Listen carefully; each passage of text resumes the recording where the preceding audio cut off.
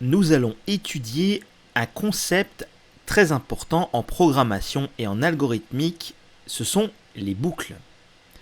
Il va t'arriver plusieurs fois durant votre code qu'il soit nécessaire de répéter une action soit un certain nombre de fois, soit selon d'autres conditions. On va prendre un exemple très simple. La version actuelle de notre jeu, la partie s'arrête dès que l'utilisateur a fait un essai. Que cet essai soit infructueux, qu'il ait donc perdu, ou qu'il ait gagné, dans tous les cas la partie s'arrête.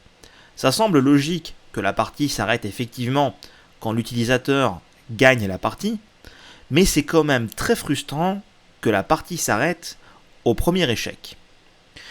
Ce qu'on va vouloir faire, c'est donner plusieurs chances aux joueurs de deviner le nombre mystère. Et pour ça, on va utiliser une boucle, c'est-à-dire qu'on va répéter le traitement jusqu'à ce que une condition. Il existe en C# plusieurs types de boucles. On peut créer une boucle notamment qui s'arrête sur la base d'une condition. Je vais faire cette action tant que telle condition n'est pas atteinte. On peut également définir une boucle qui est définie un certain nombre de tours définis d'avance. Par exemple, je vais faire cette action 10 fois, et pas une de plus, ni une de moins. Et finalement, on aura une boucle qui va nous permettre de parcourir de façon exhaustive toutes les valeurs d'une collection. On a vu deux collections, qui sont le tableau et la liste. On peut très bien dire, pour chaque élément de cette collection, je veux faire telle action. Donc comme on le voit, on a trois types de boucles, et les vidéos qui vont suivre vont nous permettre de les étudier en détail. La boucle for est une boucle qui prend trois éléments en considération. Tout d'abord, on aura un état de départ. Dans quel état on veut faire en sorte que la boucle démarre? C'est son postulat, son état initial. Nous définirons ensuite la condition de sortie, à partir de quand la boucle s'arrête. Et finalement, on va définir une fonction qui va s'exécuter à chaque fois qu'on fait un tour. La boucle for est très utilisée dans sa forme la plus simple, permettant de faire un nombre de tours défini d'avance. Donc la syntaxe est la suivante. On aura le mot-clé for, suivi entre parenthèses de l'état de départ, la condition de sortie et la fonction, et entre accolades, on définira le tour de boucle. J'ai mis la syntaxe, je vous propose qu'on aille à la slide suivante pour décortiquer une boucle for en code. Mais avant ça, comme dans le if, on va mettre entre accolades ici le code à effectuer entre chaque tour de boucle. Reprenons. Voici une boucle for écrite dans Visual Studio Code. On voit une coloration un peu particulière et on voit les blocs distincts. On va disséquer ça étape par étape. Tout d'abord, pour rappel, une boucle va définir un bloc de code qui va être répété autant de fois que la boucle va s'exécuter. C'est-à-dire qu'ici, la boucle for qui a été écrite, je vais vous dire directement qu'elle fait 10 tours, mais il faut comprendre que le bloc défini entre les accolades, qui suit la boucle for, va donc être exécuté 10 fois.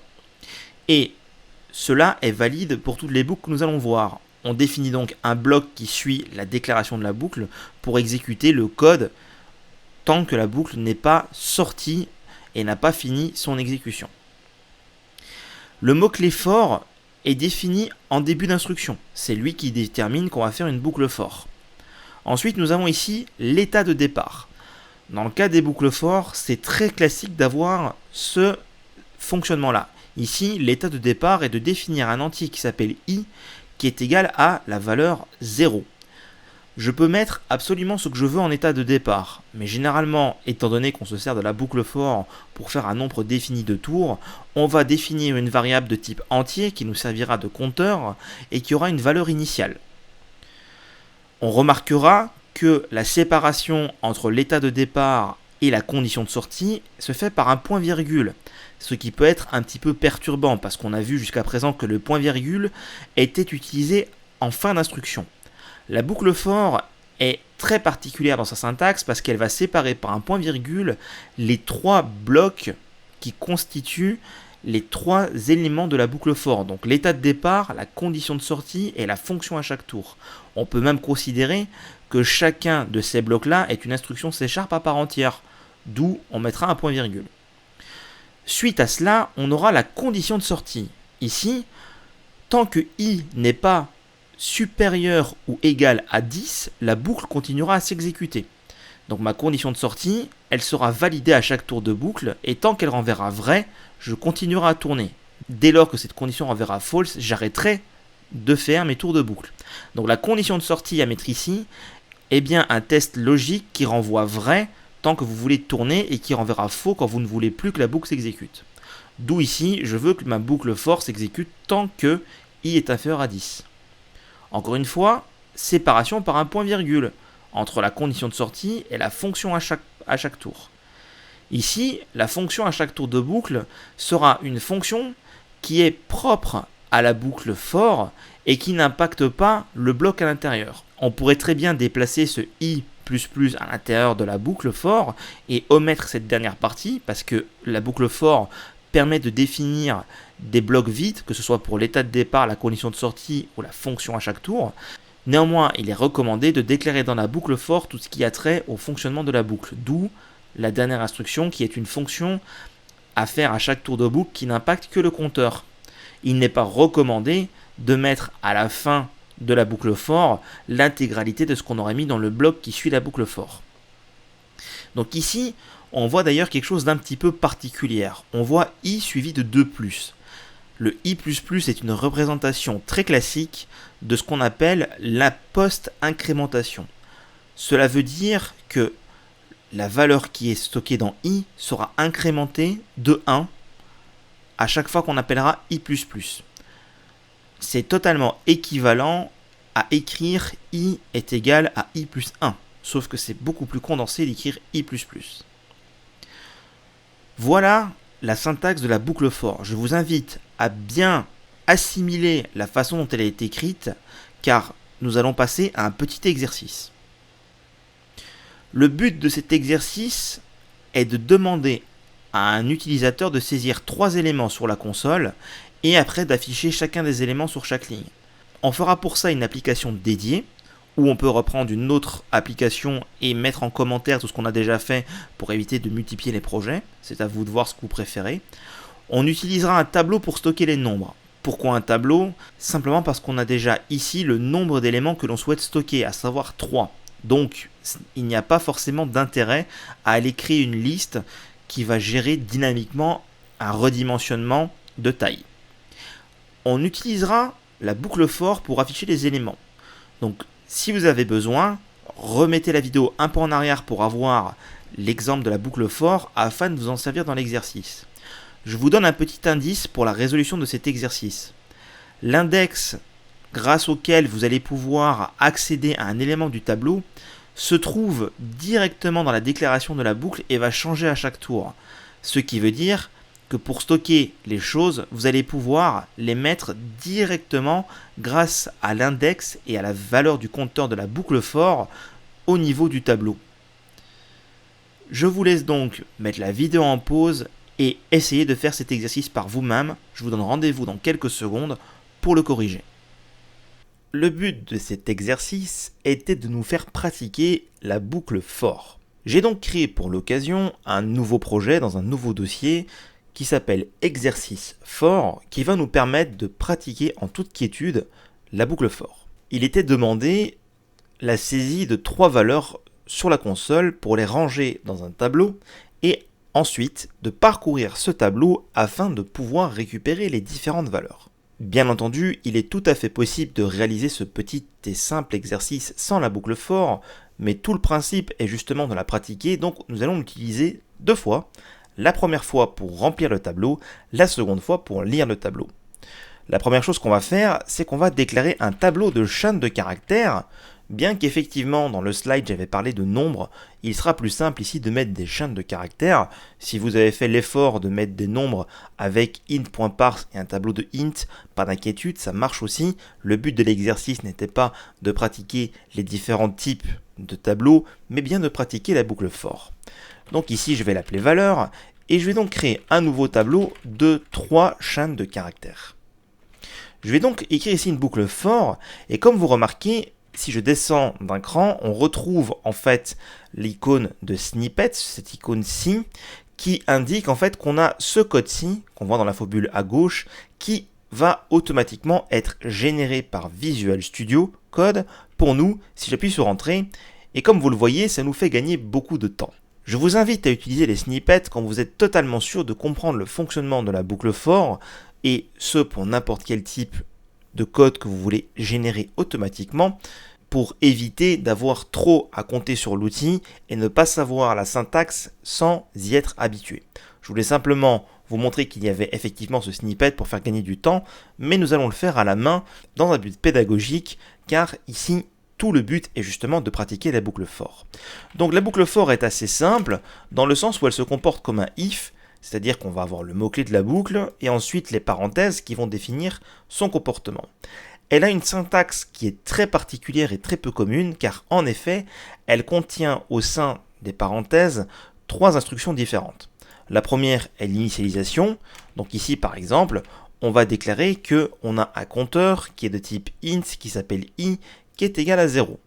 Et ensuite on va utiliser le point virgule, et c'est quasiment un des seuls usages où est-ce que le point virgule ne se trouve pas à la fin d'une ligne, c'est dans la boucle for, étant donné qu'ici on va avoir 3 instructions. Nous allons donc ensuite définir la condition d'arrêt, i inférieur à 3, et ensuite on va définir ce qui se passe à chaque tour de boucle. Donc i++ est un raccourci pour dire i est égal à i plus 1 en fait. Vous voyez que si j'écris i égale à i plus 1, j'ai 3 petits points sous le égal, et Visual Studio Code me propose d'utiliser l'opérateur ++, et donc si je fais Quick Fix, que je choisis la solution, je peux voir que j'ai donc i++, qui est un raccourci d'écriture qui fait exactement la même chose.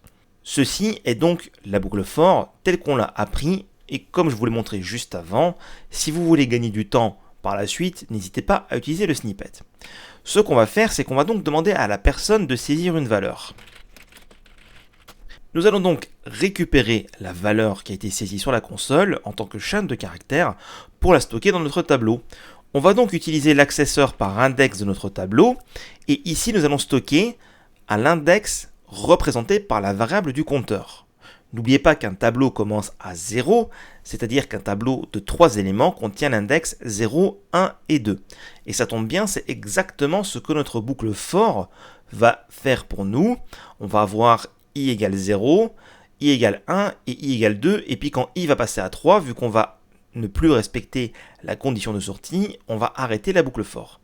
Donc ici, valeur de i est égale à console.readline pour stocker ce qui a été saisi dans la console à l'index i de notre tableau. Ainsi, nous avons utilisé une boucle pour inviter l'utilisateur à saisir un ensemble de 3 valeurs. On pourrait également lui spécifier la valeur qu'on attend, la valeur numéro, et ici, on pourrait ajouter l'index i. La problématique avec cette approche, c'est qu'on aura saisir la valeur numéro suivie de l'index i, mais i est un index algorithmique et non pas un index humain, si je puis dire. Dans le sens où, pour nous, en tant qu'être humain, quand on prend un tableau ou une collection d'éléments, on va commencer à compter à 1 et non pas à 0.